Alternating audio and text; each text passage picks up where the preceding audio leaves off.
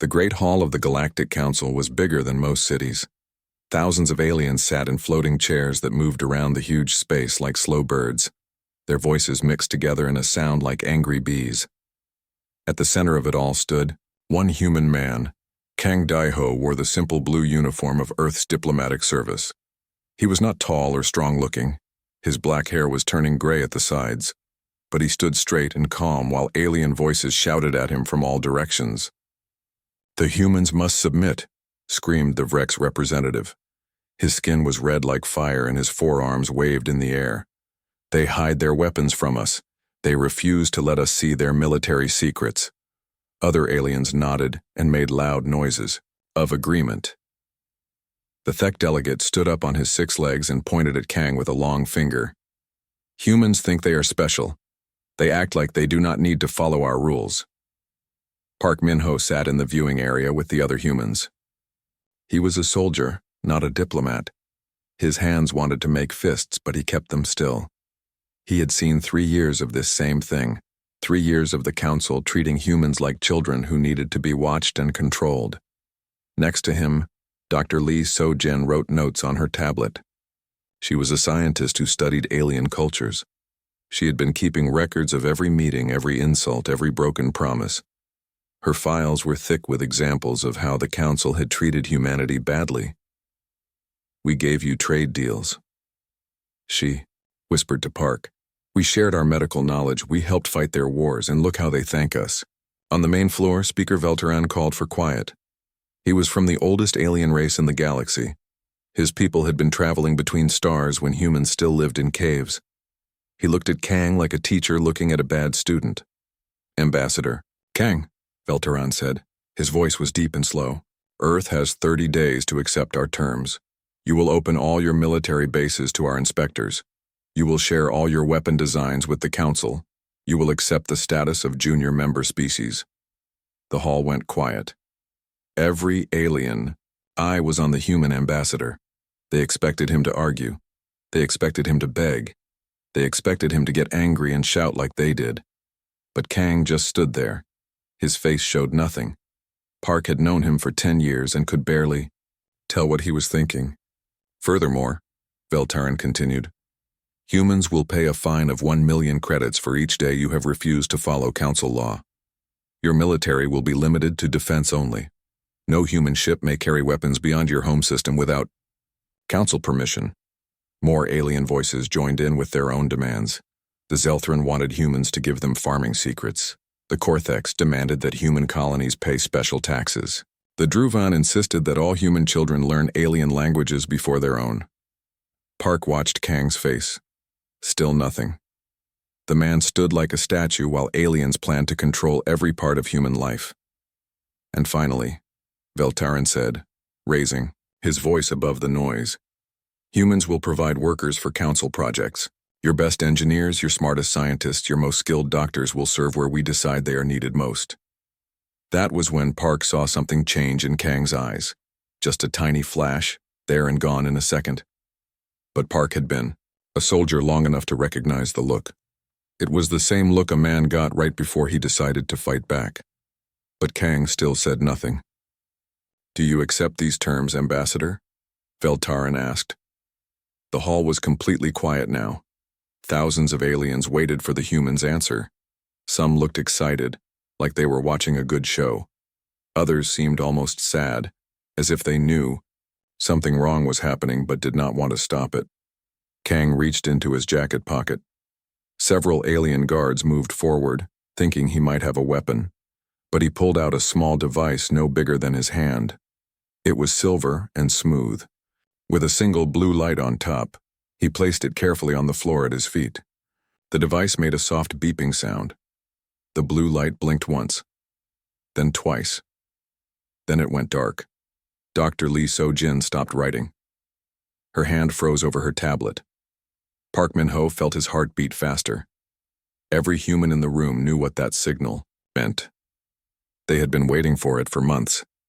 The evacuation fleet was ready. Kang picked up the device and put it back in his pocket. Then he looked up at Velteran. For a moment, the two beings stared at each other across the space between species. across years of broken trust and growing anger. Then Kang turned around and walked toward the exit. He did not run. He did not hurry. He walked at the same calm pace he had used to enter the hall. His footsteps echoed in the silence. One by one, the other humans stood up. Park rose from his seat and followed his ambassador. Dr. Lee closed her tablet and joined them. Every human in the viewing area got up and walked out behind Kang. The aliens watched in confusion. This was not how these meetings were supposed to end. There should be shouting and arguments and long speeches. There should be threats and promises and deals made in back rooms. But the humans just left. "Where are you going?" Veltaran called out. His voice sounded uncertain for the first time. "We're not finished here." Kang stopped at the main door. He turned back to look at the speaker one last time. When he spoke, his voice was quiet but clear enough for everyone to hear. "Yes," he said. "We are." Then he walked out, and the door closed behind him. The aliens sat in stunned silence, trying to understand what had just happened. They had expected Earth to surrender or to fight. They had never expected humanity to simply walk away. The news traveled fast across the galaxy, but not in the way anyone expected. There were no angry broadcasts from Earth, no threats or demands for better treatment. Instead, there was just quiet action. On the mining world of New Sol Colony, Captain Cho Woo-jin stood on the control platform and watched his people work. Below him, hundreds of humans moved through the massive fusion plant like busy ants. But they were not building or fixing anything today. They were taking everything apart. "Status report," Cho said into his radio. "Reactor core will be ready for transport in 6 hours," came the reply from engineer Kim Yu-na. Her team had been working for 2 weeks straight, carefully removing every piece of the power plant that had fed energy to the mines for 15 years. The Thek Collective had built their entire operation around human technology. They had grown rich selling the rare metals that human machines dug from the deep tunnels. But they had never bothered to learn how the machines worked. They just took the profits and left the hard work to humans. Now those humans were leaving, and they were taking their machines with them. "Sir," called a voice from below. "The Thek foreman is here again. He wants to talk." Cho looked down to see a tall, thin alien walking between the work crews. The Thek had gray skin and long arms that reached almost to the ground. This one was waving those arms and making the clicking sounds that meant he was upset. "Tell him I am busy," Cho said. But the alien kept coming. He climbed the metal stairs to the control platform, his long feet making loud clanging sounds on each step. "Captain Cho," the Thek said in broken human language, "you cannot do this thing. The contract says you must maintain the equipment. The HFY Collective will sue you in Galactic Court." Cho did not look at him. He kept watching his people work. "The contract ended when the council gave us their ultimatum," he said calmly. "We are no longer bound by any agreement." "But the machines," the alien said, "you cannot take them. They belong to the Collective now." That made Cho turn around. He was not a tall man, but something in his eyes made the Thek take a step back. "Show me the papers," Cho said. "Show me where it says we gave you our technology." Alien's mouth opened and closed like a fish. Everyone knew the truth. The Thek had never paid for the human machines. They had only paid for the metals the machines dug up. The humans had always owned their equipment. "You are making a mistake," the Thek said. "Without humans, the mines will stop working. The Collective will lose millions of credits every day." "That sounds like a collective problem," Cho said. He turned back to watch the work. The alien stood there for a few more minutes, clicking angrily. Then he left, probably to send more messages to his bosses, asking what to do. Cho had seen dozens of these messages already. The aliens were starting to panic, but they still did not understand. They thought the humans were trying to get better deals or more money. They kept sending offers and promises, trying to negotiate. But there was nothing to negotiate. The humans were done talking. 3 systems away, Director Han Bo-young was dealing with similar problems on the farming world of Harmony. The planet fed 12 other worlds with crops grown using human agricultural methods. 2 million human Colonists had turned empty soil into the most productive farmland in the galaxy. Now those colonists were packing their bags. The Zelthron hegemony has sent another delegation, Han's assistant told her. They are demanding to speak with you about the evacuation. Han looked out the window of her office at the vast fields of grain stretching to the horizon. Human engineering had made this possible.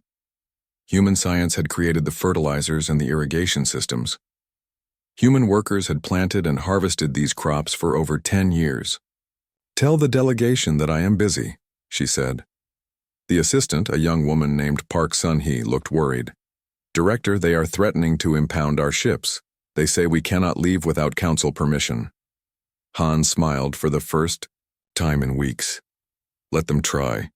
Every human ship captain has the same orders. Anyone who tries to stop us gets ignored. Anyone who tries to use force will regret it quickly. She was not making an empty threat. The human evacuation fleet was not just transport ships. Mixed in with the cargo haulers and colony vessels were warships that the Council had never seen. Earth had been building them in secret for 3 years, ever since the first trade embargo began. On the other side of the planet, Dr. Nam Tae-woo was finishing his own preparations. He was an archaeologist who had spent his career studying the ruins left by ancient civilizations. His greatest discovery was on this world, evidence of a race that had once ruled the entire galaxy before mysteriously disappearing. The alien governments had shown no interest in his work. They called it a waste of time and money. But Nam knew better. The artifacts he had found could change everything humans knew about galactic history. They might even explain how to build technology, far beyond anything currently known. He carefully packed the last of his specimens into special containers. Every piece of alien writing, every broken tool, every fragment of ancient technology was coming with him. The galaxy's governments had ignored these treasures for thousands of years. Now they would never get another chance. Professor Nam called one of his students. "The transport is here." Nam looked around his laboratory one last time. He had spent 8 years in this place, uncovering secrets that were millions of years old. Part of him was sad to leave. But only part of him. "Load everything," he said. "Do not leave even the smallest fragment behind." The student looked confused. "But sir, some of these items are not very important. Broken pottery pieces, incomplete tool fragments. Surely we can leave some things."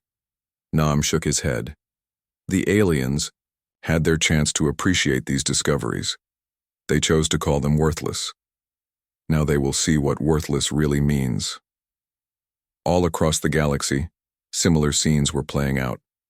Human colonies that had spent decades building infrastructure were taking it all apart. Research stations were packing up experiments that had taken years to set up. Trading posts were closing their doors and loading their goods onto ships bound for unknown destinations. The aliens watched in growing confusion and fear. This was not how civilized species were supposed to behave. When the Council made demands, other races either obeyed or negotiated for better terms. But humans were doing something else entirely. They were leaving, and they were taking everything valuable with them. The most shocking part was how organized it all was. This was not a panicked flight or an angry protest. This was a carefully planned operation that had obviously been prepared for months, maybe years. Every human knew exactly what to do and where to go. The evacuation ships arrived on schedule at every colony and outpost.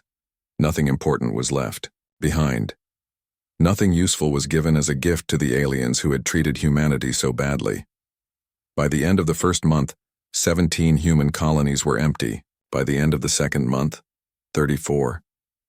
The humans moved like they had done this before, like leaving entire worlds behind was just another job to be finished efficiently and completely. And through it all, they said nothing to the aliens, who begged them to stay, who threatened them with legal action, who offered deals and promises and apologies. The humans just packed their things and left, as quietly as they had lived among the stars for 50 years. 6 months after the last human ship disappeared into deep space, Admiral Thisara of the Rex Dominion stood in her command center and watched her fleet fall apart. The holographic display showed dozens of red warning lights across the dominions. Border worlds. Pirate attacks were happening every day now.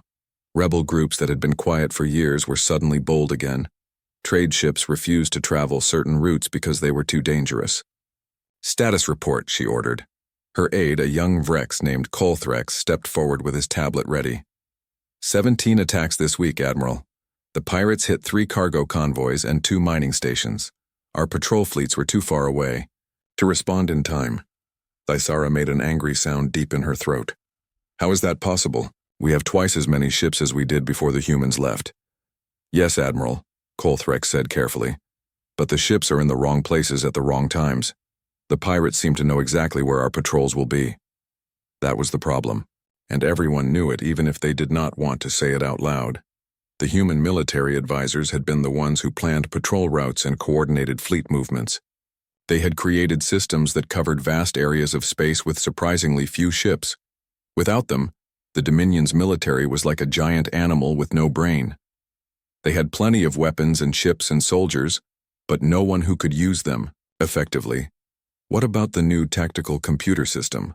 Thaisara asked. Colthrex looked even more uncomfortable.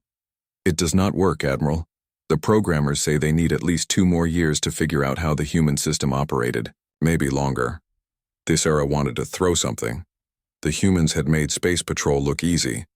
Their small fleets had kept the peace across dozens of systems while barely breaking a sweat. Now the Dominion was spending 10 times as much money and getting worse results. On the trade world of Nexus Prime, Merchant Prince Kolveth was having his own problems. He sat in his luxurious office high above the planet's main spaceport and watched empty ships drift in space, waiting for cargo that would never come. "The shipping networks are completely broken," his assistant reported. "Transit times have tripled. Cargo costs have gone up by 400%. Half the routes are not working at all." Kolveth rubbed his forehead with 3 of his 4 hands. "What about the new logistics company we hired? The one from the Kelton Republic?" "They quit yesterday. They said the job was too complicated for anyone to handle." That was becoming a common phrase across the galaxy. The humans had managed shipping routes that connected 47 star systems, making sure goods moved efficiently from where they were made to where they were needed. They had coordinated the schedules of thousands of ships, tracked millions of different products, and somehow made it all work smoothly. Other species had thought it looked simple. Just move things from point A to point B, right? How hard could that be? Very hard, as it turned out. Without human coordination, ships full of food sat in space while planets ran out of supplies. Factories shut down because they could not get raw materials. Luxury goods piled up in warehouses while people who wanted to buy them could not find them anywhere. The galactic economy was not just slowing down. It was breaking. But the worst crisis was happening on the agricultural worlds. Dr. Mirandros of the Altran Science Cast stood in what had once been the most productive farm on Harmony and watched everything die. The human colonists had created an incredible system here. They had brought earth plants and animals to an alien world and made them thrive. They had built machines that could plant and harvest crops automatically. They had designed fertilizers that worked perfectly with the local soil. Now, 6 months later, the farms were failing. "The crop yields are down by 60%, Mirandros reported to his superiors via communication link. "The automated systems are malfunctioning. The soil chemistry is becoming unbalanced." "Can you not simply repair the machines?" asked Science Director Yel Andros from the capital world. Mirandros made a sound of frustration. "We have tried, but the human agricultural technology is incredibly complex. Every part depends on every other part. When we fix one problem, 2 more appear." He walked through the dying fields as he spoke. Plants that should have been tall and green were brown and withered. The irrigation channels that had once carried fresh water were now clogged with algae. The soil that had been rich and dark was turning gray and lifeless. Furthermore, he continued, the humans took all their biological samples with them. We do not have the original earth plants and animals that made this ecosystem work. We are trying to maintain a system we do not understand with materials we do not possess. The silence on the communication link lasted for several minutes. Finally, Science Director Yel Andros spoke again. How long before complete crop failure? At the current rate? 3 months? Maybe 4. That was the answer no one wanted to hear. Harmony fed 12 different worlds. If its farms failed completely, millions of beings would face starvation. And Harmony was not the only agricultural world having problems. Similar reports were coming in from 37 other planets where humans had developed farming operations. Back on the Galactic Council's capital world, Chief Archivist Len Thara was making a discovery that terrified her more than all the economic and military problems combined. She sat in the great library that contained all the scientific knowledge of galactic civilization and realized that humans had not just participated in research, they had driven it. Computer, she said to the archive system, show me all scientific papers published in the last 100 years. Thousands of files appeared on her screens. Now remove all papers that had human authors or co-authors. More than half the files disappeared. Computer, show me all major technological breakthroughs in the last 50 years. Another list appeared. Remove all discoveries that involved human researchers. This time almost everything vanished. Len Thara stared at the nearly empty screens in shock. She had always known that humans were good at research, but she had never realized how much of galactic science depended on their work. Medical advances that had saved billions of lives, most of them had human doctors involved. New energy technologies that powered entire worlds. Human engineers had designed or improved almost all of them. Materials science, computer systems, space travel improvements. Humans had their fingerprints on everything. Computer, she said quietly, show me the rate of new scientific discoveries since the human departure. The graph that appeared was almost flat.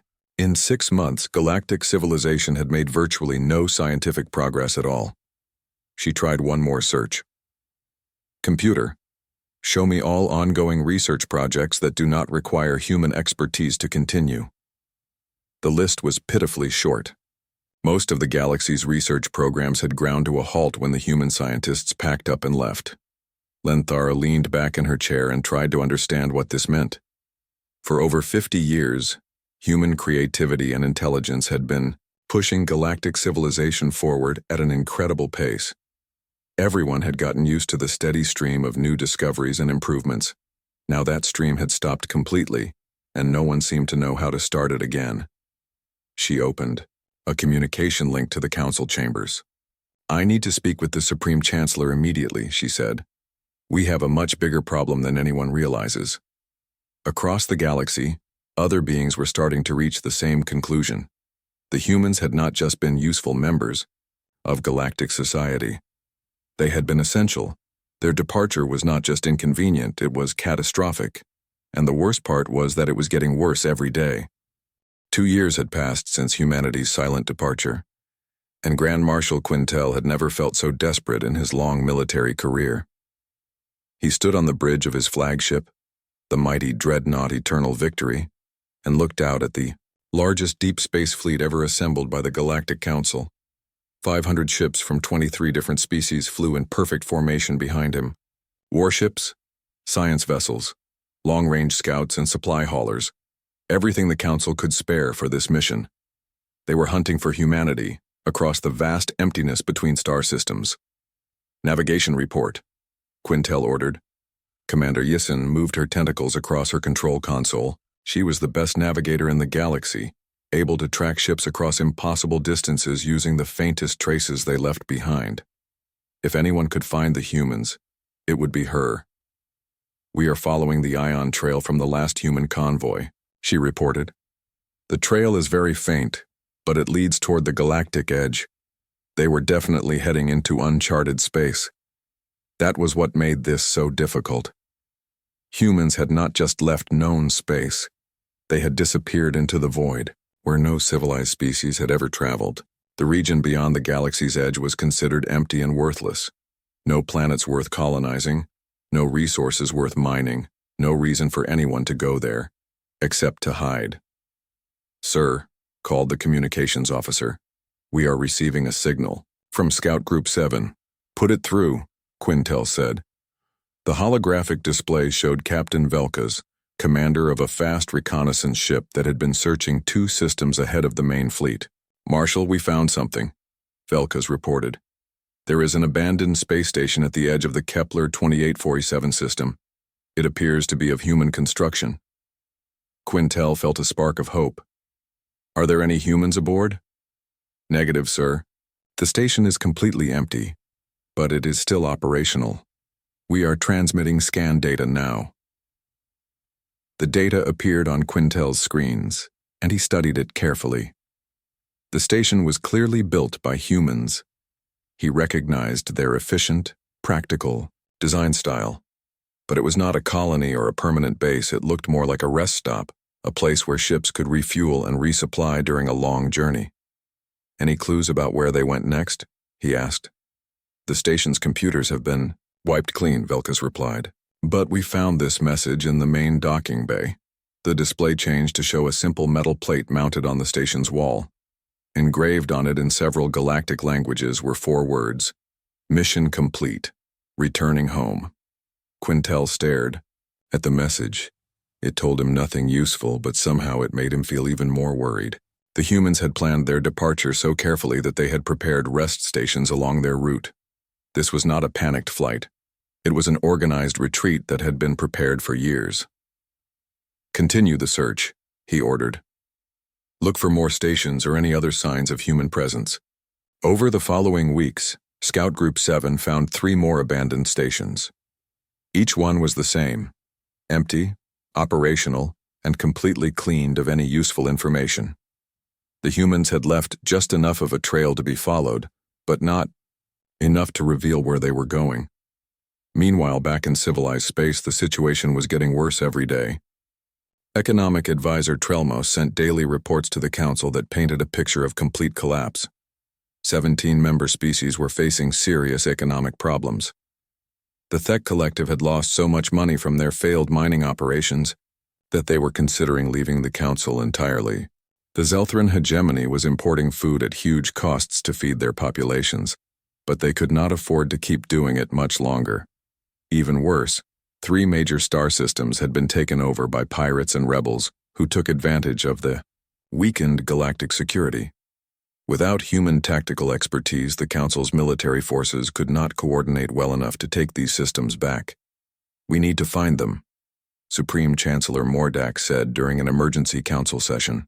We need to bring the humans back before our entire civilization collapses. That was when Councillor Vexen proposed something that would have been unthinkable 2 years earlier. We should offer them full membership in the Council, she said. Not junior status, complete equality.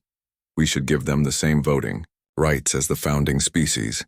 The chamber erupted in angry voices. The Vrex delegates stood up and shouted, "Never! They are still primitives! We cannot give them the same status as races that have traveled the stars for thousands of years." But other voices disagreed. The representative from the Kaltos Union pointed out that their shipping networks had been destroyed without human logistics experts. The Druvan ambassador mentioned that their medical research had completely stopped without human doctors and scientists. "Face the truth," said the delegate from the Altran science cast. "We need them more than they ever needed us." The argument went on for hours, but in the end, pride won over practical sense. The council voted down the proposal by a narrow margin. They would keep searching for humanity, but they would not apologize or offer better terms. Supreme Chancellor Mordak voted with the majority, but privately he knew they were making a huge mistake.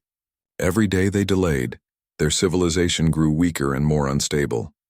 Far ahead of the search fleet, Navigator Yissen was discovering just how careful the human evacuation had been. The trail she was following split into dozens of smaller trails that led in different directions. Some led to dead ends where the ion signatures simply disappeared. Others led to more abandoned stations with the same useless message. "They are not trying to hide from us," she reported to Grand Marshal Quintel. "They are leading us on a chase that could go on forever. Every clue leads to more clues, but never to any actual humans." Quintel studied the navigation charts that showed the complex web of trails spreading across empty space. It would take years to follow every lead, and most of them probably led nowhere. What about their home system? He asked. Earth must be somewhere in this region.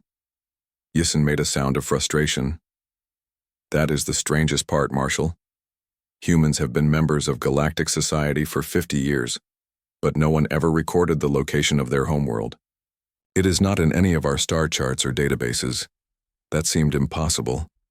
Every species that joined the Council had to provide basic information about their territory and resources. But somehow, humanity had managed to keep the location of Earth completely secret. Sir, called the communications officer, we are receiving a message from the Council. They want a progress report. Quintel was not looking forward to this conversation. He had been searching for 2 years with the largest fleet in galactic history, and he had found nothing but empty stations and false trails. Tell them we are still searching, he said. But also tell them this. The humans did not just leave. They disappeared themselves from galactic civilization so completely that it is as if they never existed here at all. He paused, then added something that he probably should not have said over an official communication channel. Maybe that was their plan all along. The search continued, but Quintel was beginning to suspect that they would never find humanity. The humans had not just left galactic space. They had erased every trace of their presence so thoroughly that following them was like trying to catch smoke with bare hands. And every day the search went on. The civilization they had left behind grew weaker and more desperate. The great irony was not lost on him. They were using their remaining strength to hunt for the very people whose departure had caused all their problems. But pride would not let them stop searching, and pride would not let them admit how badly they needed the humans to come home. 5 years after humanity's departure, the Galactic Council met in a chamber that was half empty. 3 member species had withdrawn entirely when their civilizations collapsed. 7 more had stopped sending representatives because they could no longer afford to maintain embassies on the capital world. Former Speaker Veltaran sat alone in his private quarters, staring at a recording that haunted his dreams. It was the final message humanity had sent to the galaxy, not to the Council, but broadcast directly to every inhabited world. He had watched it hundreds of times, but tonight he played it again. The recording showed Ambassador Kang Dae-ho sitting at a simple desk in what looked like the command center of a starship. Behind him, through a large window, stars moved slowly past as the ship traveled through space. Kang looked calm and tired, like a man finishing a long and difficult job. My name is Kang Dae-ho, Ambassador of Earth to the Galactic Council, he began. His voice was quiet and steady. This will be humanity's final communication to galactic civilization. Veltaran paused the recording and poured himself another glass of Altran wine. He had been drinking too much lately, but it was the only thing that helped him sleep. He pressed play again. For 50 years, Kang continued, humanity has been part of this galactic community. We shared our discoveries and innovations freely. We sent our doctors to heal alien diseases. We sent our engineers to solve problems on worlds we had never seen. We sent our soldiers to fight in wars that were not our own. The ambassador's eyes grew sadder as he spoke. We asked for very little in return. We wanted only to be treated as equals, to have our voices heard, to be respected as partners rather than managed as subjects. Instead, we were told we were too young, too primitive, too dangerous to be trusted with full membership in civilized society. Veltaran knew every word that came next, but they still hit him like physical blows. We offered you our friendship. You offered us conditional acceptance. We offered you our best minds. You demanded our submission. We offered you partnership. You insisted on control. Kang leaned forward slightly and his voice became firmer. So humanity makes a different offer now. We offer you silence. We will not return to beg for better treatment. We will not return to argue for basic respect. We will not return at all. The recording showed Kang standing up from his desk and walking to the window. The stars outside seemed to be moving faster now, as if the ship was accelerating. The galaxy has made its choice about humanity, he said, looking out at the void. We have made our choice about the galaxy. The message ended there, but Veltaran knew what had happened next. Every human ship, Every human colony, every human research station had gone silent at exactly the same moment. They had coordinated their departure across dozens of star systems with perfect timing, and they had never been heard from again. Veltaran turned off the recording and walked to his own window. Outside, the capital city that had once bustled with activity from 100 different species was dark and quiet. Half the buildings were empty now. The great spaceport that had seen thousands of ships every day now hosted only a few dozen.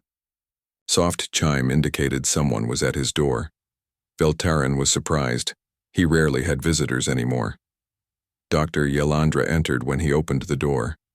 She was the council's chief science advisor now, though that title meant much less than it used to. She looked as tired and worn as Veltaran felt. "I have finished the final report," she said, holding up a data tablet. "You asked me to calculate the full extent of our losses." Veltaran gestured for her to sit down. "Tell me." Yelandra looked at her tablet, but he could tell she had memorized the numbers already. Economic collapse affects 19 star systems completely, and 37 others partially. Agricultural failures have led to food shortages on 42 worlds. Without human logistics networks, interstellar trade has dropped by 78%. She paused to take a breath before continuing. Military effectiveness has declined by 60% due to loss of human tactical expertise. Pirate attacks are up by 400%. 3 entire sectors are now considered lawless regions. Veltaran poured himself another drink. "What about scientific research?" "Scientific progress has essentially stopped," Yelandra said quietly. "In 5 years, we have made fewer discoveries than humans used to make in 6 months. Most of our research programs have been abandoned because no one understands them well enough to continue the work." The numbers were devastating, but Veltaran had expected them. What he had not expected was the look of defeat on Yelandra's face. "There is something else," she said. "Something I discovered while reviewing the old records." "What?" "Humans were not just contributing to our civilization," she said. "They were holding it together. Without their innovations, their problem-solving abilities, their unique way of thinking, we are discovering that most of our member species are not actually capable of maintaining advanced technology on their own." Veltaran stared at her. "What do you mean?" "Take the Vrex Dominion," Yelandra explained. "They have impressive military technology, but humans designed their tactical systems. The Thek Collective has wonderful mining equipment, but humans created the processes that made it efficient. The Zelthran agricultural worlds feed billions of people using techniques that humans developed." She leaned forward in her chair. "We thought we were advanced civilizations that happened to work with humans. The truth is that we became dependent on human creativity without even realizing it. They were not just members of our society. They were the engine that drove our progress." The silence in the room stretched for several minutes. Finally, Veltaran asked the question he had been afraid to ask for 5 years. "Could we survive without them?" Yelandra's answer was barely a whisper. "We are not surviving without them. We are slowly dying." Across the galaxy, similar conversations were happening in the ruins of what had once been a great interstellar civilization. On worlds where the lights were going out because no one could maintain the power systems, beings were asking themselves how they had missed something so important. The humans had never boasted about their contributions. They had never demanded credit for their innovations. They had simply done the work that needed to be done, solved the problems that needed to be solved, and made life better for billions of beings who had never bothered to say thank you. Now, those beings were learning what the galaxy looked like without human ingenuity keeping it running. Supreme Chancellor Mordak had aged 10 years in the past 5. He stood in the council chamber that had once hosted representatives from 50 different worlds and counted the empty seats. Only 23 species still maintained active membership, and half of those were considering withdrawal.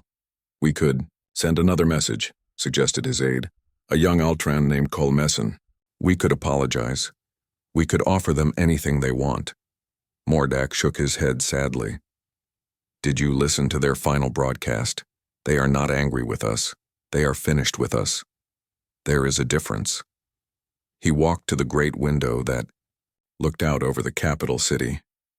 In the distance, he could see the memorial that had been built to honor humanity's contributions to galactic civilization. It had been completed only last year, 5 years too late. "They gave us 50 years," he said quietly. 50 years of friendship, cooperation, and innovation, and we repaid them with suspicion, control, and condescension. Colmesson joined him at the window. "Do you think they knew this would happen? Do you think they planned for our civilization to collapse without them?" Mordak considered the question. "No, I do not think they planned our destruction. I think they simply planned their departure. The collapse was just a natural consequence of removing the keystone from an arch." He turned away from the window and looked at the empty council chamber one more time. "The humans offered us partnership among the stars. We insisted on domination over primitives. Now we have neither partnership nor dominance. We have only the slowly crumbling remains of what we built together, and the growing understanding of what we threw away." Somewhere in the vast darkness between galaxies, human ships continued their journey toward a new home that no alien would ever find. They carried with them the knowledge, creativity, and determination that had once lifted an entire galactic civilization to heights it had never imagined. Behind them, that civilization learned the hardest lesson in the universe. Some things, once lost, can never be recovered. The council still met, though fewer beings attended each session. They still made laws, though fewer worlds followed them. They still sent out search fleets, though everyone knew the humans would never be found. And in the growing darkness of a galaxy slowly forgetting how to maintain the wonders it had once possessed, the empty seats where human representatives had once sat became monuments to the greatest mistake in galactic history. The galaxy had thought it was teaching humanity a lesson about power and submission. Instead, humanity had taught the galaxy a lesson about value and consequence. And that lesson would echo through the dying civilizations for generations to come.